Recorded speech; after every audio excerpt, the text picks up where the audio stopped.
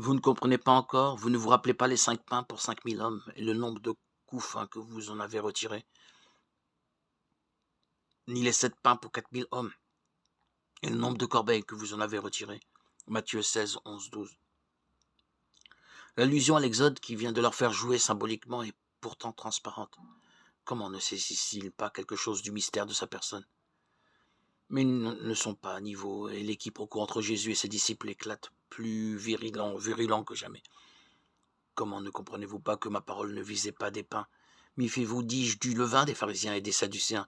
Alors ils comprirent qu'il avait dit de se méfier non du levain dont on fait du pain, mais de la doctrine des pharisiens et des sadducéens. Matthieu 16, 9, 12. Jésus a essayé d'attirer l'attention sur les actes préfiguratifs de son destin. Il est temps de poser la question en clair. Aussi prend-il l'initiative de demander à ses disciples qui est le Fils de l'homme. Matthieu 16, 13. Pour susciter la confession de foi que les multiplications des pains, comme cela s'est fait avec la manne, livre de l'Exode, appelle naturellement. Elle éclate triomphale dans la bouche de Pierre. Tu es le Christ, le Fils du Dieu vivant. Matthieu 16, 16. Elle lui voit alors la merveilleuse déclaration.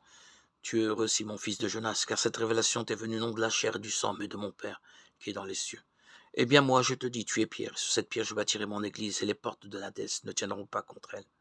Je te donnerai les clés du royaume des cieux. Quoi que tu lis sur la terre, ce sera tenu dans les cieux pour lier. Et quoi que tu délies sur la terre, ce sera tenu dans les cieux pour délier. Matthieu 16, 17, 19.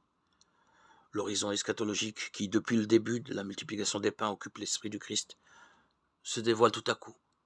C'est celui de son Église, appelée à triompher avec Pierre, son fondé de pouvoir de toutes les forces du mal. Cette Église, il est vrai, n'est encore qu'un futur, puisqu'elle doit jaillir de sa mort et de sa résurrection. Je bâtirai mon Église, Matthieu 16, 18.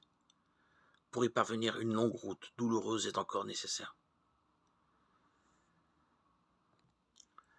À dater de ce jour, Jésus commença de montrer à ses disciples qu'il lui fallait s'en aller à Jérusalem y souffrir beaucoup de la part des anciens, des grands prêtres et des scribes, être mis à mort et le troisième jour ressuscité, Matthieu 16, 21.